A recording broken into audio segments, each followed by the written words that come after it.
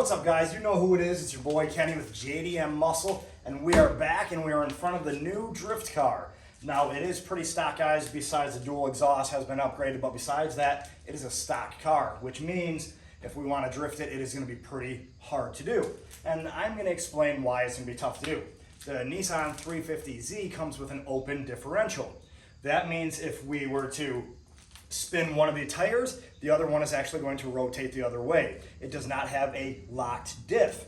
You'll hear that on some certain cars. It has an open differential, so when you're cornering, the car's tires are not moving at the exact same pace. Otherwise, you would kind of get that chirp like you would hear out of a drift car. It's actually an open diff, so one wheel is actually moving more than the other. Normally, the inside tire would move less if you were turning left, and then of course, if you were going right, the right tire would actually move less than the outside tire. So that is an open differential. Now a LSD, limited slip differential, can actually lock itself in.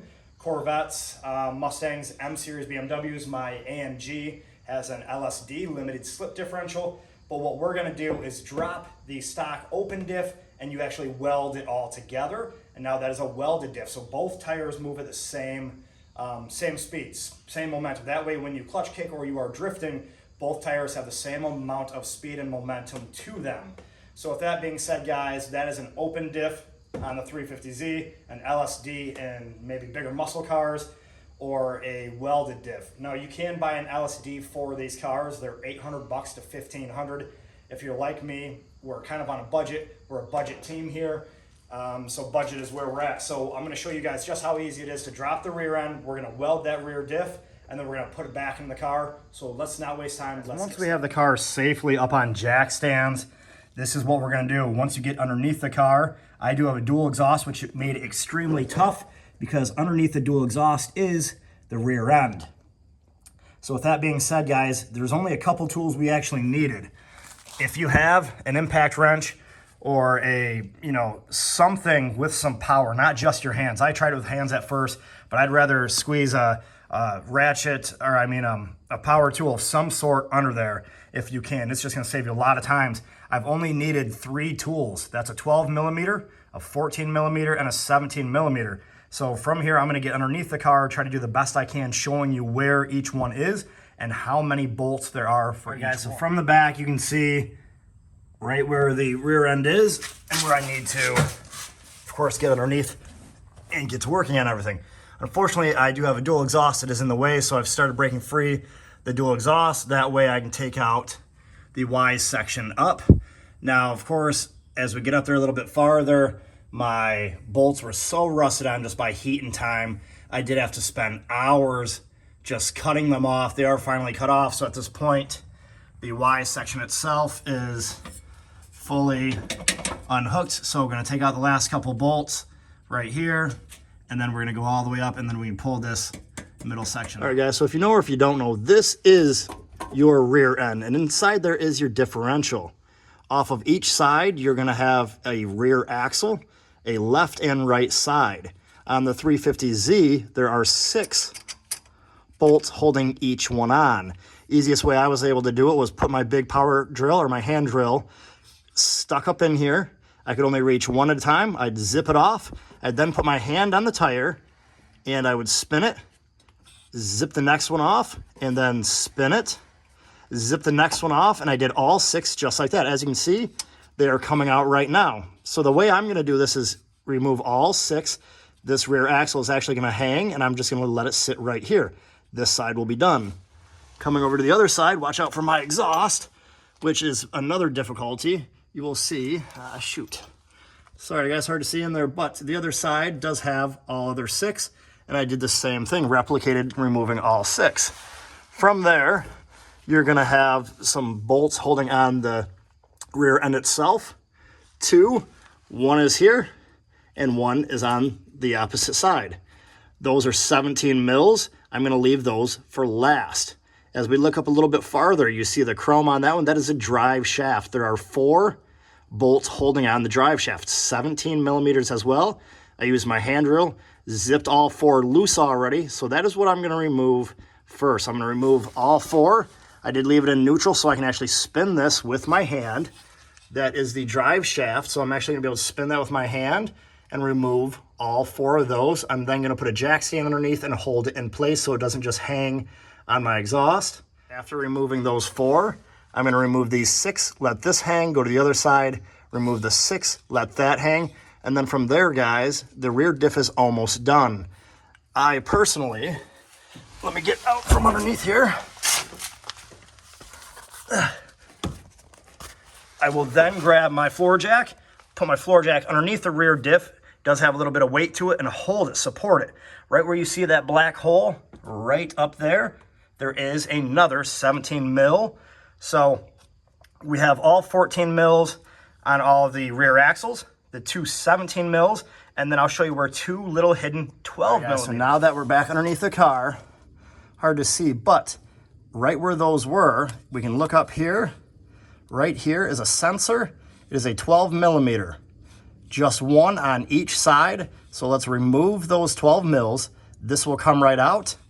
And from there, guys, let's just jack the rear diff down. Guys, so now that we have everything unconnected, it is gonna take 2 of us for this. I'm not sure how heavy the rear diff is. So the girlfriend's gonna work the jack while I get underneath the car, do the last 2 bolts holding on the rear diff itself, or I mean the rear end, and then we're gonna slowly work it out together. I hope. Guys, now that I'm coming under the car, I'm going to undo these other 2. Now I hope it does actually start to drop out the way I'm hoping, but in all honesty, I really don't know. So I'm gonna have her jack it up a little bit more right here. I think, yep, a little more. No more, stop. I'm gonna undo these other 2 so it'll be freely released. And I hope from there we can work it out together, or it's gonna fall. One of the 2, I guess.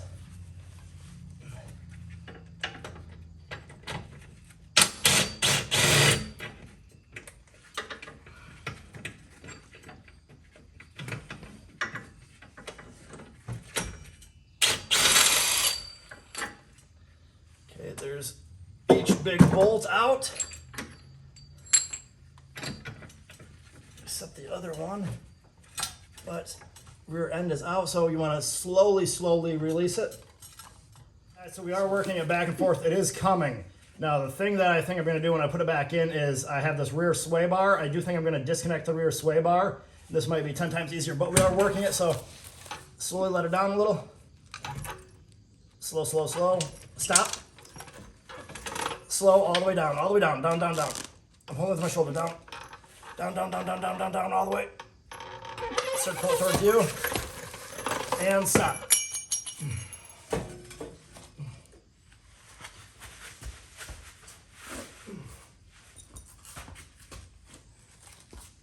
All right, guys, well, as you can see, I'm gonna get under there and help her, but she's gonna slowly pull this out on camera.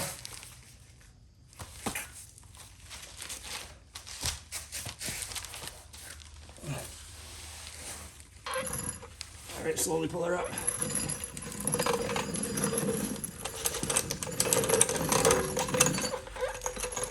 And there it is, guys. All right, guys, so as you can see, the rear end is out of the car. This is, of course, where the drive shafts come from, or the rear axles, I mean. And then, of course, the drive shaft would be from here all the way up. Otherwise, guys, now that the rear end is out of the car, inside here is that diff.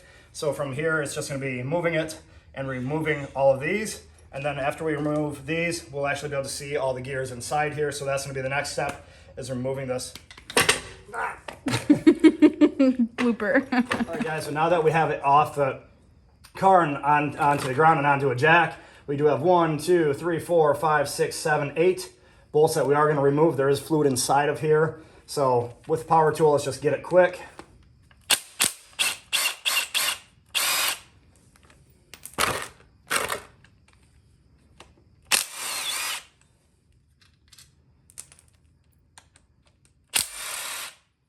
Wouldn't it be horrible, guys, if we opened it and it was already a welded rear diff?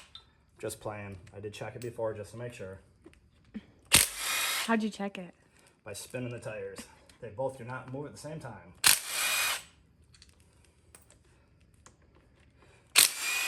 Guys, one of the biggest things that I found was a success for me was finally just using power tools. I'm always so used to using wrenches and ratchets, but damn, does it save. Saves a lot of time.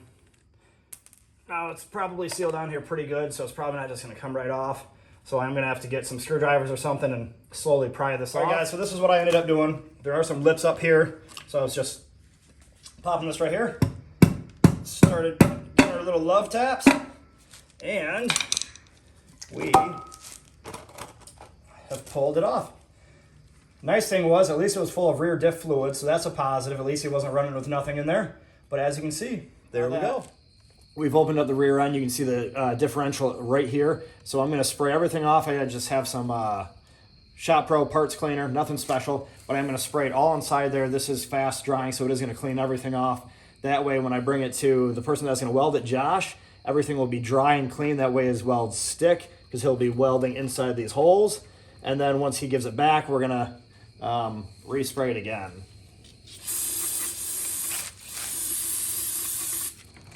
Now guys, it does say, no eye or contact with eyes or skin, so I'm probably, I'd say a good 12 to 16 inches back, and it seems like a good spot. Try to catch all your runoff.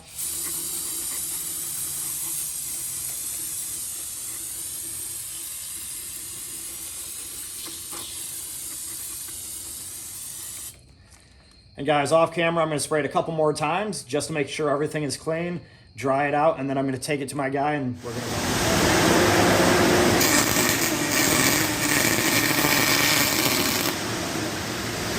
Ouch!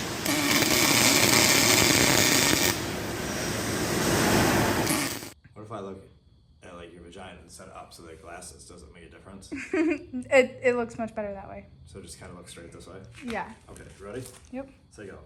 Go. All right, guys, so now that we have, of course, the back part of the, so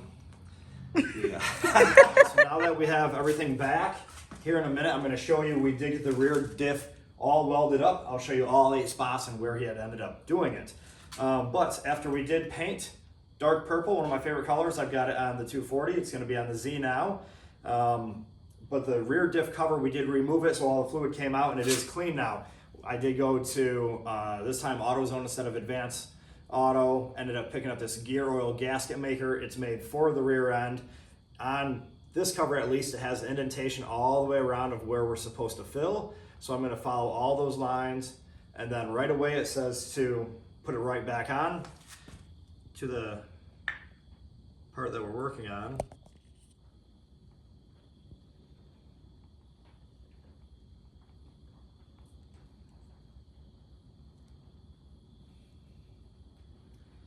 All right, ready?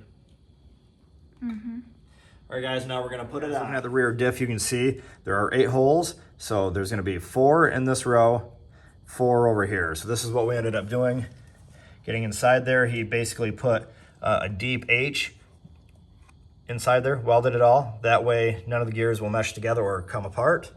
And then up in those spots, he just filled the split between them, and he did that all the way around. So this should be perfect. We're going to put the cover on and start filling. So now that we laid the cover, it was easier having another set of hands. That way somebody could hold it. The other ones could start all the bolts back up. So we're just finger tightening. The reason I like to go finger tight at first is because if a little bit of the holes are off, we can just kind of shift this rear plate still.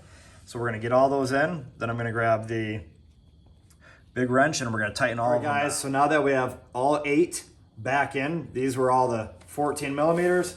So if you have a hand tool, it does make it a lot easier. I'm just going to zip them all on tight. I'm not going to blast them on yet until I can get them all seated, and then I'll go back over and tighten everything down.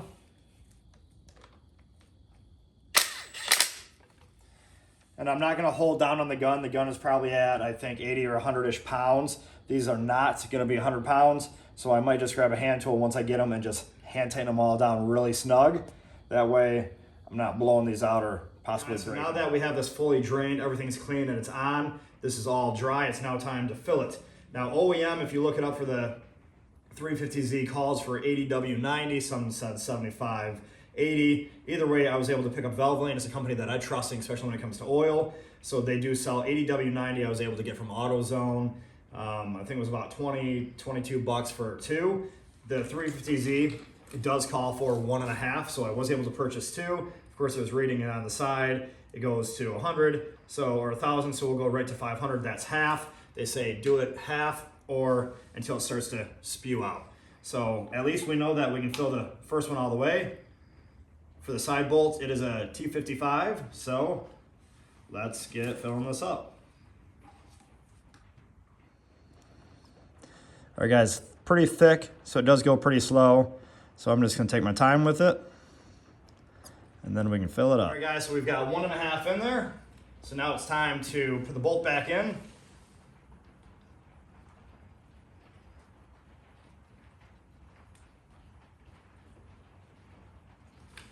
So let's get it in, tighten it up, and then it's time to put it back in the car.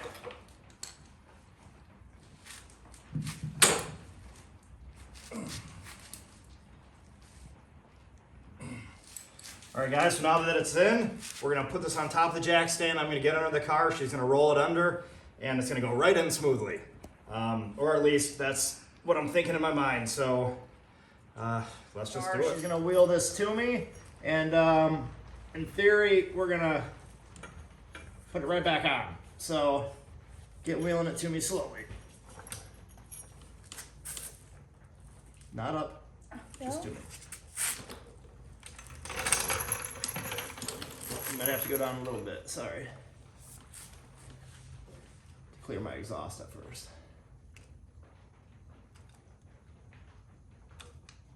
A little more, a little more.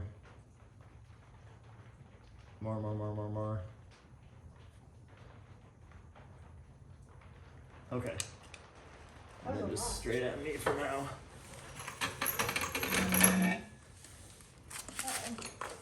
You're all right. Hold on. All right, keep coming at me. I can't. I know, it's because you're crooked as fuck. I don't want to be half-assed in the front, but this is what I had to do. I had to come from this spot to stay underneath the back of the rear end and help it into that back hole where that last 17 mil goes on from the back. Otherwise, I'm gonna go under, put the 2 big studs in right now, and from there, that rear end will be supported, and I can start attaching everything to it and put my sway bar back on. I did release the sway bar. It was much easier to get it out of the way and dropped down about 8 inches hanging. So let's get under and put those big studs back in. Okay, so now let's put the last 17 back in the rear. I did find that the easiest way to get enough leverage was using about, 9 inches of extension. Then we'll just put it right back in.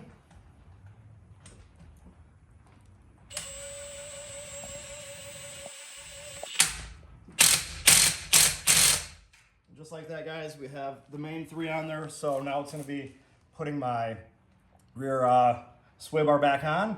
And then I'm gonna put the drive shaft on. So those 4 bolts, and then the 6 and 6, and then we are gonna be done. And that's the rear end back up. From there, it'll be attaching the exhaust. And guys, we have a welded diff, and it is time to go rip a donut to make sure that Josh's weld. So just tightening up all 4 bolts on the drive shaft. That way, those are all tight. Of course, as long as the car is in neutral, you guys will be able to spin that with your hand. So once we get those 4 tight, let's go back to the sensors. Pop those 2 sensors on with the 12 mil, and then from there, you can put on all 12 of the rear axles. So don't forget, I'm gonna go over real quick again. We popped the rear end in, and then I went to the drive shaft, put those 4 bolts in. That's why now everything is spinning. Now I'm on to the right rear axle. I'm putting 1 bolt in at a time. There's a washer, and then of course the bolt on the end. So super simple, guys. I'm putting the long side from the short side in. That way I can put my tools all over here, especially if you got air tools or whatever you're using. All 6 at a time, and then from here, it's a 14 mil. I'm gonna take the 14 mils and tighten all 6 of these down. All right, guys, so the last and final step is just reinstalling the exhaust. And then from there, we've got Project Weld, the 350Z diff done. I did end up picking up 3 brand new exhaust gaskets since mine were all trash. I had to get them from Z1 Motorsports, $7 a piece, metal. It's the way to go, guys. So let's just slip these in place, then pop our bolts back out.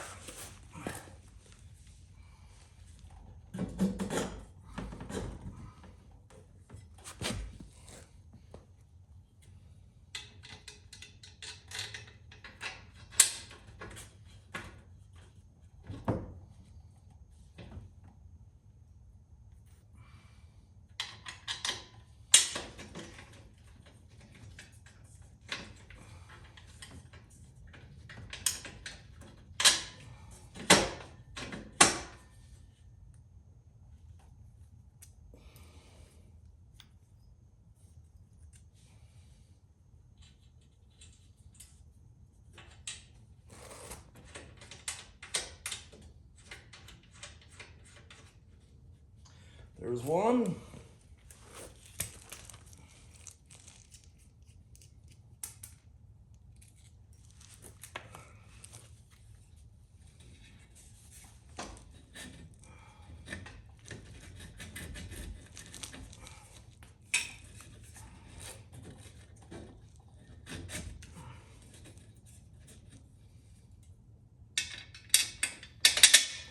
And there's the other one, guys. Let's just tighten these exhaust bolts down, and then we are done. We can drop her down on the ground and do a fucking donut, guys.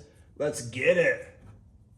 All right, guys, and that is it. We are officially done with welding my rear diff on which was my stock rear end. So this was, I would say it was pretty hard, guys, depending on what you have for tools and what you can do. Of course, I'm working off the ground, so I always having to jack the car up. So a lot of time up and down underneath the car. Otherwise, doing the rear end itself, unhooking everything, getting out was a little bit of a pain in the ass. But if you have somebody else to help out, it actually came pretty easy, even on jack stands. So I do think this is something that just about anybody can do at home, as long as you have a nice sets, I guess a couple sets of tools. Otherwise, guys, and don't forget, we have, your boy did sign up with G Fuel, so of course, constantly repping those products anymore. So right here, we've got the Hack and Slash can. It's a new special out for Halloween. Otherwise, guys, let's get back to the video. I hope you enjoyed it. I hope this was somewhat informational. I hope you were able to learn a couple things. So hit that like button, and until next time, guys, so peace out.